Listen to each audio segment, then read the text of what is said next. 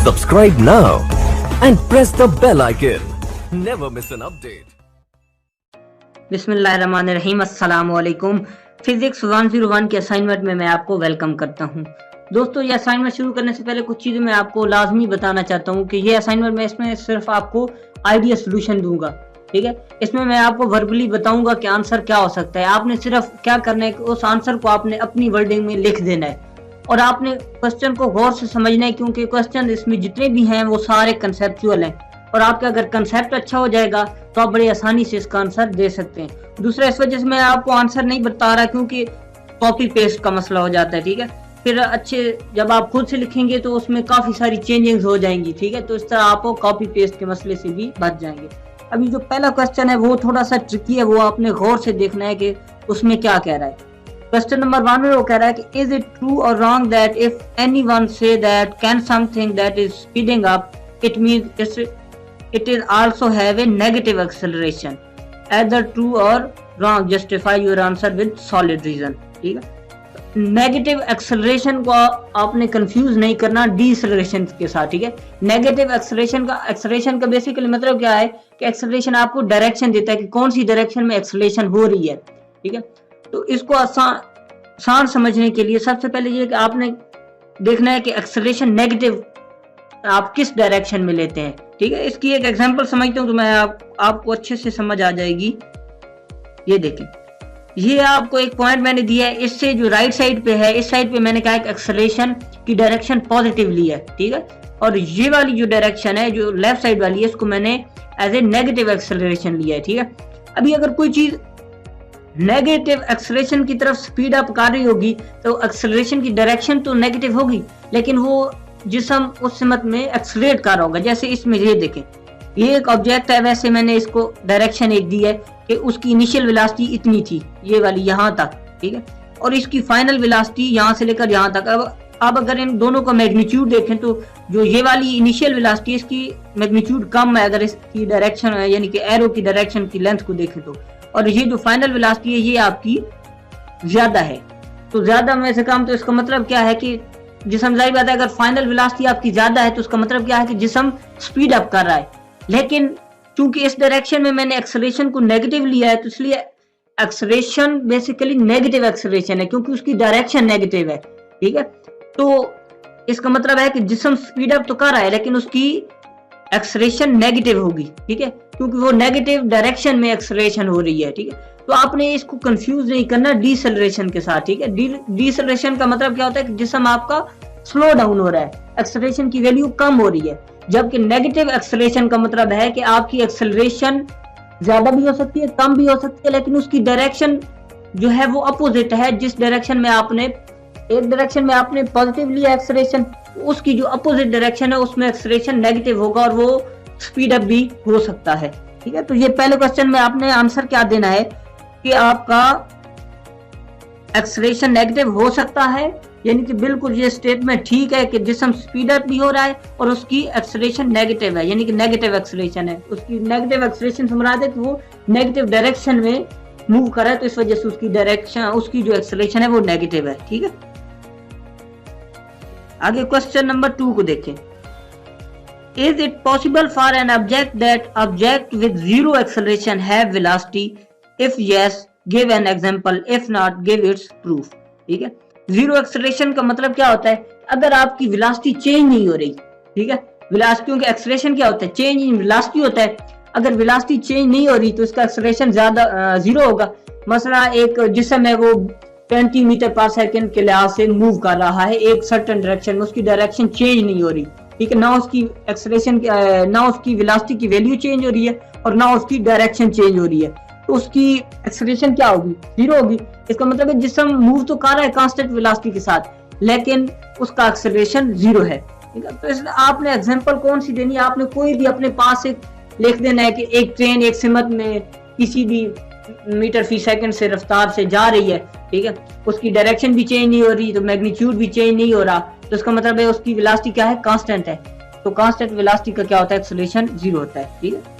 आगे वो कहते हैं is it possible for an object with zero velocity have acceleration, कि ऑब्जेक्ट की वेलोसिटी जीरो हो जाए, जीरो, लेकिन वो फिर भी एक्सेलरेट कर रहा हो, ठीक है।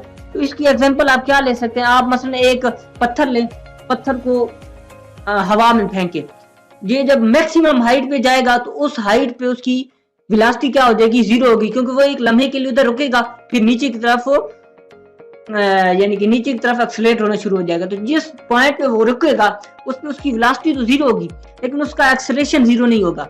क्यों? क्योंकि उसका एक्सेलरेशन उस टाइम पे डाउनवर्ड डायरेक्शन में एक्ट कर रहा होगा 0 वेलोसिटी पे भी, ठीक है। तो आपने इस तरह की कोई एग्जांपल दे देनी है कि एक स्टोन को आप ऊपर फेंके या कोई भी इस तरह की चीज आपने एग्जांपल में दे देनी है, ठीक है। और एक जैसी नहीं देनी, मुख्तलिफ देनी है अपने पास से कोई एग्जांपल इस तरह की, ठीक है।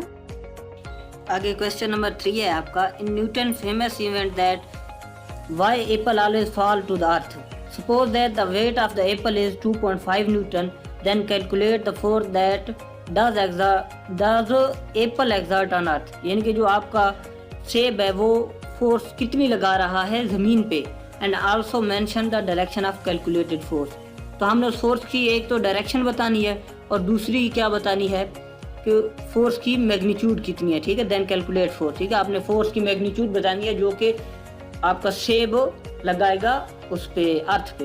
और तो न्यूटन थर्ड लॉ के बकौल क्या है कि action and reaction are equal and opposite direction, यानी कि जितनी फोर्स जमीन लगाएगी एप्पल पे, एप्पल उतनी ही फोर्स जमीन पे लगाएगा, ठीक है। यानी कि दोनों की फोर्स की मैग्नीट्यूड बराबर होगी, ठीक है। तो आपने सिंपल फाइंड क्या करना है, फोर्स फाइंड करनी है जो कि एप्पल एक्सर्ट करेगा अर्थ पे, ठीक है। F equal to M A, force किसके बराबर होती है, एम ए के। एम कौन सा होगा, आया अर्थ वाला होगा, आया एप्पल वाला होगा, कौन सा होगा। आप नॉर्मल देखें कि आप किसी चीज़ को भी खींचते हैं तो जितना उसका मैस होता है उस हिसाब से आपको फोर्स ज़्यादा लगानी पड़ती है। इसका मतलब क्या है कि एप्पल जो एक्सर्ट करेगा फोर्स अर्थ पे, उसके लिए हमें अर्थ का जो मैस है वो चाहिए, ठीक है। और अर्थ जिस यानी कि एक्सलेरेशन के साथ एप्पल की तरफ आएगी वो वाला एक्सलेरेशन चाहिए, ना कि एप्पल जिस रफ्तार के साथ ज़मीन की तरफ जाएगा वो वाला चाहिए। और ये बड़ा अजीब सा लगता है कि ज़मीन कैसे जो है ना सेब की तरफ आ सकती है, ठीक है। इसकी वजह यह है कि आप महसूस क्यों नहीं करते कि एप्पल की तरफ सेब एप्पल की तरफ सेब कह गया, यानी कि एप्पल की तरफ आपको क्यों नहीं महसूस होता कि ज़मीन एप्पल की तरफ मूव कर रही है, क्योंकि ज़मीन का मैस बहुत ज़्यादा है, ठीक है। तो इस वजह से हमें महसूस नहीं होता कि ज़मीन भी मूव करती है एप्पल की तरफ, ठीक है। तो सबसे पहले हमें क्या चाहिए, हमें एक्सलेरेशन चाहिए, वो वाला एक्सलेरेशन जो ज़मीन आएगी एप्पल की तरफ। तो वो हम कैसे कैलकुलेट करें, इसके लिए हम मैथ टाइप पे चलते हैं। ये ऊपर आपको एक टैब नज़र आ रही मैथ टाइप की, इसको आपने क्लिक करना है, ठीक है। क्लिक किया और ये सामने आपके पास साथ इनलाइन आ गए। जब आप इनलाइन करेंगे तो आपका ये सामने मैथ टाइप ओपन हो जाएगा, अगर आपके पास पहले से इंस्टॉल है। जो आप इधर लिखेंगे वो नीचे ऑटो पे आता जाएगा, आपने सिर्फ कंट्रोल एस करना है तो वो नीचे फाइल पे आपका सेव हो जाएगा, ठीक है। तो आपको पता है कि action and reaction are equal and opposite. तो जो फोर्स लगाएगा, फोर्स एप्पल लगाएगी, एप्पल की फोर्स होगी, ये दोनों फोर्सेस बराबर होंगी, ठीक है। नीचे इनके रेस्पेक्टिव फार्मूला लिख दिए, ठीक है। फोर्स ए ऑन ई, यानी कि जो एप्पल एक्सर्ट कर रहा है अर्थ पे, उसको मैंने एम ए बड़ा लिखा है क्योंकि mass of earth times acceleration of earth toward Apple, ये हो जाएगा। और अर्थ जो ए पे लगा रही है वो आपको होता है कि जी फोर्स, हर ऑब्जेक्ट पे अर्थ जी फोर्स नीचे की तरफ लगाती है, और एम ऑफ एप्पल, ठीक है। अभी आपने इस फार्मूले में सिंपली सिर्फ क्या करना है, वैल्यूज पुट करनी है। मैस ऑफ अर्थ ये आप नेट से चेक कर लीजिएगा, ये चेक कर भी लेते हैं मैस कितना है अर्थ का, ये आपने दे देना है। ए आपने चूंकि फाइंड करना है एक्सेलरेशन जो कि ज़मीन जाएगी एप्पल की तरफ, वो हमने फाइंड करना है, ठीक है। और एम जी क्या है, एम जी बेसिकली आपका वेट है, ठीक है। और वेट आपको दिया हुआ है 2.5, तो आपने सिंपल क्या करना है 2.5 पे डिवाइड करना है मैस ऑफ अर्थ को, तो आपके पास एक्सेलरेशन टुवर्ड्स अर्थ आ जाएगा। अभी चेक भी कर लेते हैं कि मैस ऑफ अर्थ कितना है। ये मैंने इधर कैलकुलेट करके सर्च करके लिखा हुआ है 5.972 टाइम्स 10⁻²4, ये आपका मैस ऑफ अर्थ है, ठीक है। जब आप वेट को डिवाइड कर देंगे मैस ऑफ अर्थ पे तो आपके पास जो एक्सेलरेशन की वैल्यू बहुत बहुत बहुत माइनर आएगी, ठीक है।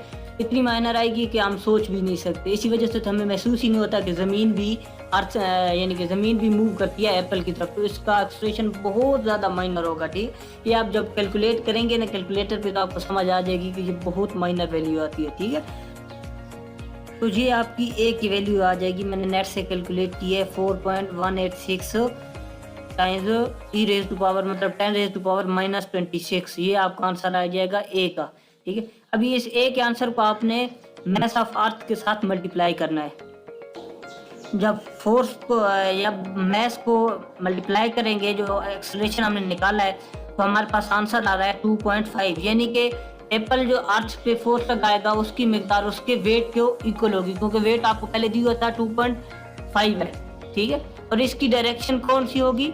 फोर्स आपको पता है कि डाउनवर्ड है, जो वेट है आपका डाउनवर्ड एक्ट कर रहा है, लेकिन इस फोर्स की डायरेक्शन अपवर्ड होगी। इसको मैं आपको दिखा देता हूँ, एक एप्लीकेशन मैंने खोली, इसमें ये देखें, ये आपको बता रहा है कि फोर्स ये जो ई ऑन ए है यानी कि अर्थ ऑन ए, ये इक्वल माइनस टाइम, यानी कि ये नीचे बल्कि आपको ये दिखा रहा है ना, ये एक्सेलरेशन अर्थ ऊपर की तरफ जाएगी, तो इसका मतलब फोर्स ऊपर की तरफ लग रही है, तभी तो एक्सेलरेशन अर्थ का एप्पल की तरफ से होगा। तो इसकी डायरेक्शन कौन सी होगी? फोर्स की अपवर्ड डायरेक्शन होगी एप्पल की तरफ। ठीक है, अब इस फोर्स को आप ये भी लिख सकते हैं कि फोर्स किस तरफ होगी, टुवर्ड्स द एप्पल होगी या टुवर्ड्स अपवर्ड। ये अगर अपवर्ड बिल्कुल ऊपर की तरफ से नीचे गिरा तो इसका मतलब क्या होगा कि बिल्कुल वर्टिकली एप्पल नीचे गिरा है तो ये बिल्कुल अपवर्ड होगी। लेकिन आप आसानी के लिए ये लिख सकते हैं कि टुवर्ड्स द एप्पल होगी इस फोर्स की डायरेक्शन जो कि एप्पल लगाएगा अर्थ पे। आगे आपको क्वेश्चन नंबर 4 है, an object has a speed velocity of 25 kilometre per hour. Suddenly it deviates to the left but maintains the same velocity. Was any force involved in this situation or not? Explain it with a suitable reason.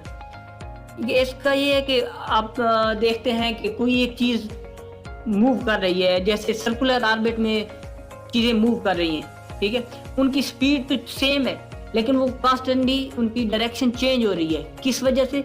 Centripetal force की वजह से। ठीक है, तो centripetal force की वजह से वो एक दायरे में घूम रही हैं। ठीक है, हालांकि उनकी स्पीड सेम है, वेलोसिटी सेम है। ठीक है, मतलब इसी तरह ये आप कह सकते हैं कि जैसे ये ऑब्जेक्ट ये बता रहा है कि उसकी वेलोसिटी 25 किलोमीटर थी, ठीक है, लेकिन सडनली वो डेविएट कर गया।